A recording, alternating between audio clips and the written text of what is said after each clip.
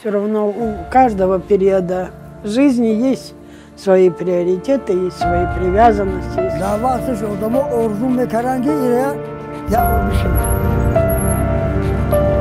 Çok sonra 1964 Tojikiston در یک وضعیت نهایت ناگوار دچار شده بود. همین قشما میگم. بعد استقلالیت گوشه یک جدا بیستی شکست سرم در این دوره یاردم هم نمیکنه که. aynı zaman ben yani ki در یک تشکیلات کار میکنم تشکیلات اپریشن مرسی میگم تشکیلات خارجی هستند یعنی که معاش خوب هم از اونجا میگیرم یعنی که یک چیز رو فراموش نکنم من در یک ماه در اونجا همگی من 10 روزی کاری دارم یعنی که در یک هفته 2 روزی کاری دارم دیگر روزهای استراحتی در روزهای استراحتی با ما شروع میکنم با کارهای ساختمانی و دیگر کارهای علاوه‌ای وقتی که ما صاحب استقلالیت شدیم استقلالیت رو به دست آوردیم سن من در 9 ساله بودم از سببی که پدرم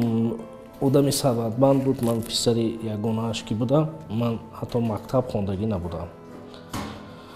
با من در حساب بانکی پولی بسیار موندگی بود و با باوری از خود باوری داشت که من در وقتی که به پایان میرسم صاحب اویله و صاحب خانه‌داری خوب خواهم شد چون که با باوری و در حساب بانکی پول موندگی بود وقتی که ما صاحب استقلال شدیم اون مبلغ‌هایی که سالهای دوره شوروی بود آنها از بین هم رفتن من در نیمه راه زندگی موندم یعنی که دیگه نه صاحب کسب بودم نه صاحب علم بودم و نه صاحب پول من تقریبا سن 14 یا 13 ساله بودم وقتی که پدرم از عالم گذشت در اویله پسر نخستین من بودم دیگرها همه یعنی که دختر بودن اپا خواهر داشتم یک تا دودری مایده داشتم پس بار زندگی در گردن من بار شد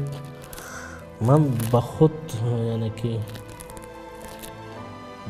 با خود شرط ماندم که من باید کاری کنم کسبی را از خود کنم حتی مکتب هم که خوندگی نیستم در زندگی عذاب نکشم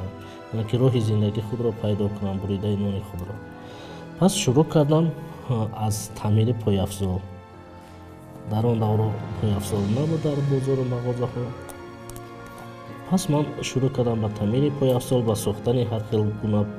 پایافزال چی تابستانه چی زمستانه برای طلبه های مکتب برای خلاص برای تمام نفران مثلا شروع کردم به تعمیر پایافزال اوجه علاقه من کمی هم باشد مبلغ به دست آوردم کم کم از مشکلات به پا خستم پس اون نفر یعنی که رفیق پدرم بود اون که دیرکتری خونه اینترنت نهایی یومان بود صفحه خانه سایش دعوت کرد مرا به اینترنت که هم یکون چی رو می آموزی از خود میکنی هم چشمت کشوده می شود حتی من در آن دوره یعنی که عربچه میوبی هم نداشتم با عربچه کودکانه می گشتم وقتی که من در خونه اینترنت رفتم در اونجا بسیار کسب‌ها را از خود کردم یعنی که در اونجا ما را مثل پدرانه آن تربیه میداد و همه کارها آن پیشنهاد میکرد که نه تحصیل از خود کنید من همین برق را گذراندن نقطه برق گذراندن خط تلفن گذراندن نقطه آنتن تلویزیون‌های خانگی چی اینترنت همینا رو من وقتی که در آنجا مثلا آدمای من کلان زیاد بودن من کارهای آنها را نگاه میکردم یعنی که شاگرد نبودم آنها من کار را می‌دزدیدم نگاه میکردم از خود میکردم در آن دوره وقتی که من در سن 13-14 ساله بودم من استقلالیت رو این چیزا رو راستی گپ داشتی نمیدونستم این چیست برای چیست چون که من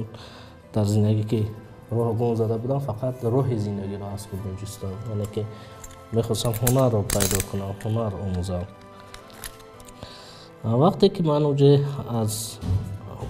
از هر کار به هر کار که میگذاشتم از هنرهایم زیاد میشد از تعمیر پایافزال به گذراندن برق از گذراندن برق به کارهای یعنی که در و تریزه و آسکنی بعد корҳои чӯб тахтаро аз худ кардам. Баъд оҳиста ба таъмири хона, ба кашидани нақшаҳои хона шурӯъ кардам. ин корҳоро вақте ки ман аз худ кардам, пасон фаҳмидам ки истиқлолият барои мо чӣ дод.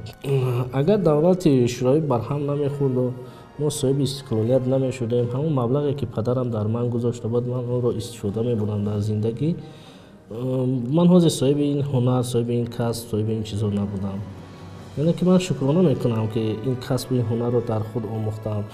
чуноне ки мегӯям ба як мард 40 ҳунар кам аст, яъне ки ман аз 40 ҳунарам зиёд имрӯз аз худ дорам. чунки ҳунар на ин ки дар кор барои маблағ ба даст овардан истифода бурдан, ҳатто дар зиндагии худ муҳтоҷи кас намешавӣ. яъне ки зиндагии худ, дар оилаи худ, дар хонаи худ ту ҳунари худатро метавонӣ истифода